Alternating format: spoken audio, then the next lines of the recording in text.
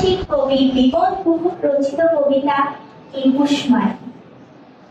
ছোট্ট প্রশ্ন করে, একুশ মানে কি? ধারাপাতের পৃষ্ঠা খুলে তখন বলেছি, একুশ মানে ৩ ও ৭ নামটা মনে রাখা। একুশ মানে লাল তুলিতে ভোরে সূর্য আঁকা। সূর্য বুঝি আঁকতে গিয়ে রং করেছি ফেলে, সেই সকালে আকাশ কেন রঙের হোলি খেলে? রং নয় রে, বুকের তাজা রক্তে রাঙা লাল, সারা আকাশে ছড়িয়ে গেল পান্ড উত্তাপ।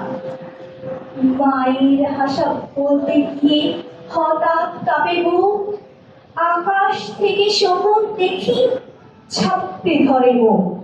শকুন তারাও উঠল দামি, ঝরল তাজা প্রাণ। এই তো একুশ, কাকটা কাপড় প্রভাত ফেরি।